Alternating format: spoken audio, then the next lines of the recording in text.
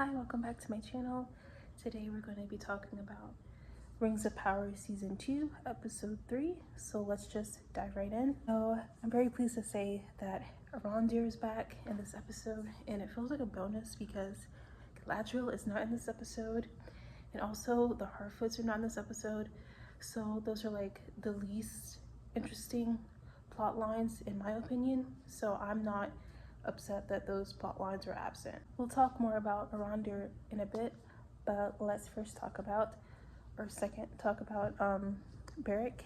So Beric does find Isildur in the Spider's Cave, and you remember in Lord of the Rings trilogy, Brago finds Aragorn. So that's kind of like a little tie-in because Aragorn is Isildur's heir or descendant or whatever. And so yeah, both their horses find them. I'm not mad at this. If you want to tie it in, that's fine. And I think it is kind of cool to see anyways. But what I don't understand is later on, Beric is actually captured. So when Isildur's dad is trying to get Beric onto the ship to go back to Numenor, Beric does not want to go, and they're like, the horse is only going to listen to Isildur. So Isildur's dad ends up letting Beric go. Beric finds Isildur after having a fight with some orcs. So some orcs try to capture Beric and eat him, and then Beric like kicks their butt. But then later on in the episode, Beric Isildur, he meets this girl named Estrid. So they're riding Beric, and then they come across these guys that work for Andor, but it's a trap, it's a setup. And like this group of men end up riding off with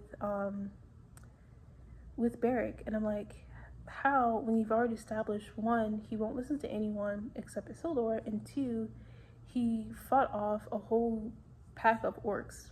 So he's gonna like somehow get whisked away by these humans. So anyway, like I said, Isildur does meet this girl named Estrid, and he like kind of has a bonding moment with her, which I'm not mad at. So basically, Isildur reveals to Estrid that when he was younger, he swam out too far, and his mom had to come and save him, and that's how she drowned. And that no one else knows that. Like, they know his mom drowned at sea, but they don't know why she was in the sea in the first place. But it was Isildur's fault. And so that was like a really, really nice moment. I know it might not be something that Tolkien would have written. However, for the story, I thought it was nice. And let's say this story was not Rings of Power, but something else completely separate from Lord of the Rings. If this was its own show, I would still think this is a nice touch, and I would still be interested in the story because this is the type of thing that I like to see personally. So anyway, Theo's also there when Isildur says this, so it kind of helps Theo cope with the loss of his mother, which we'll get to in a second. But it was nice that Isildur is telling Estrid this, but Theo overhears it instead of Isildur telling Theo this directly, because Arondir tries to like kind of talk to Theo, and then Theo just shuts him down like so hard. So I think that it's good that Theo actually overhears this reveal from Isildur, and that Isildur blames himself rather than Isildur telling him this directly to try to get him to say, hey, don't feel bad for yourself, I did the same thing. So it just works a little bit better this way. Also, like I said, I'm not mad at the romance, especially like if you want a female audience, if you want to capture a female audience, a great romance is a good idea to do that. But like in The Acolyte, when you're trying to pair something good with something bad, like they tried to ship Osha and what is that guy's name? Darth Stranger? Oh my gosh, they try to ship Osha and Khmer. They try to ship Osha and Khmer, and Khmer's like a Sith or something. So he's bad, so we don't like that. And then in here, from the marketing and everything, they're trying to ship Galadriel and, darn it, Sauron. They're trying to ship Galadriel and Sauron, and it doesn't work. We don't want to see that. We don't want to see goodness trying to get shipped with badness or evil. And then like also in Star Wars, it was Rey, and then Kylo Ren was the Sith person. And I'm like, this is not working. This is not what we want to see. We want to see romance, but we want to see a romance that actually makes sense, and it's not trying to make the villain hot. It's not trying to glamorize what is actually evil. I'm all for this romance here, and I have the perfect little name for them. They can be Isildur. I forgot to mention that Estrid has a secret as well. When Isildur leaves with Theo to go get his horse back, she kind of reveals why she's by the fire. So she takes a sword and she lifts her hair, and on the back of her neck is Andor's brand. But also, I do think the show missed an opportunity in not having Celebrimbor, which is Galadriel's husband or something in the books, and they're trying to ship Galadriel with Sauron is like, it's a bit ridiculous when she has a perfectly good shipping with Celebrimbor, whatever. Sorry if I don't know the names right now. But yeah, the show's missing a huge opportunity. Like, even if they're not going to get married right now or even meet right now, they could have still shown him like in a different part of the world. I don't even know if he's born yet. I don't know enough about the lore, but they could be showing like his progress separate from hers, so that the audience, which is us, can kind of anticipate their meeting, you know, like, ooh, when is this gonna happen? So the show is really missing this opportunity to do that, and they missed the opportunity to give us like a romance that we were for sure was gonna happen anyways. So we might as well talk about Arondir now. He does end up saving Isildur and Estrid, or Isildur, as I want to refer to them as now. He saves them from the men in the woods, but he's kind of grumpy. He's a little bit cranky, and later on we see that Bronwyn has actually died, which I'm kind of glad about. Like, sorry if you like her, but you know, I wasn't very much into her, but she did take a couple arrows last season, and then they did bring her back. Like, she kind of died a little bit, and then they brought her back and I think the season finale or whatever. But I'm glad they decided to kill her off, because she got shot good, and I'm like, that's way too much plot armor for her to have her like still live. So I'm very glad like they end up, you know, biting the bullet and like pulling the actual trigger and having her die. Basically how they spun it is one of the arrows she was shot with had some type of orc poison on it, and because she was human, she didn't make it. She wasn't able to overcome the poison. So that would explain how come she was able to kind of live a little bit longer, but eventually die. So yeah, R.I.P. Bronwyn, but also I think that was the right choice to kill you off. So I did forget to mention that Theo actually got captured by something, and it might be an Ent. And I'm not sure what an Ent is, but I think it might be those tree people from the Two Towers. It's going to be interesting to see how the showrunners portray them and what they look like. So in this episode, the rings are actually offered to the dwarves. So Caleb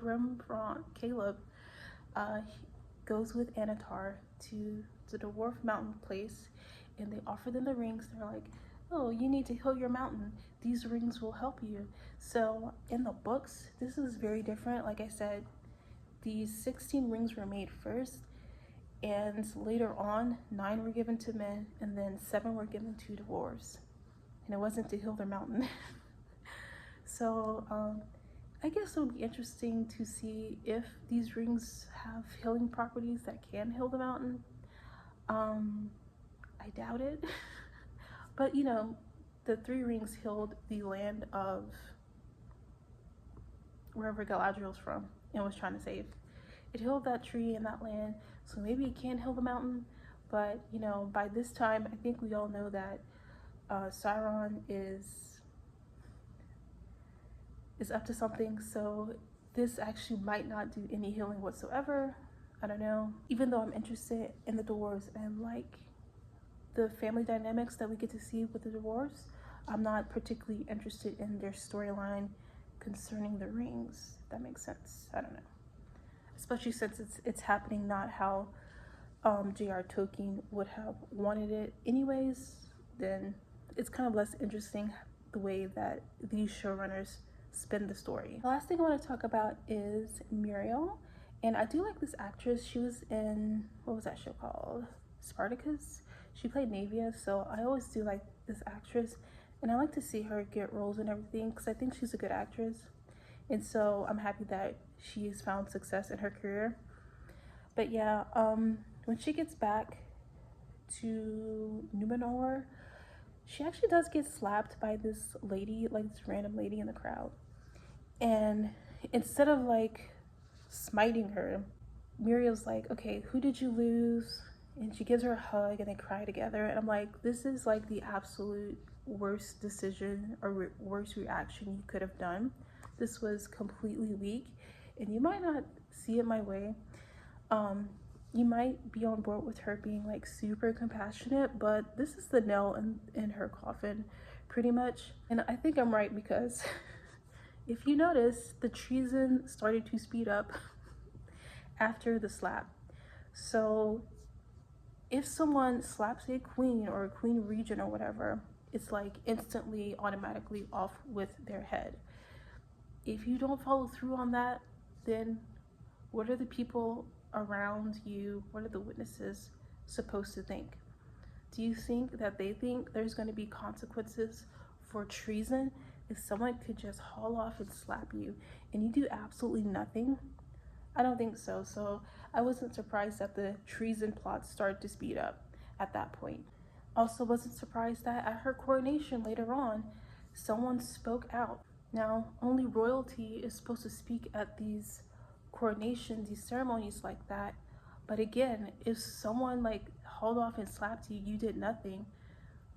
A person speaking out, they didn't even touch you. They just spoke out. You think they think something is going to happen to them just by them speaking out at a ceremony when this other person slapped you and you did nothing? So long story short, the eagle comes to the coronation, which Farazan had told her it's pretty much going to be like a confirmation, like the eagle kind of like, I'm paraphrasing, but the eagle kind of like blesses the coronation, or it's when the eagle shows up at the coronation, it's kind of a validation that the person being coronated is a good choice.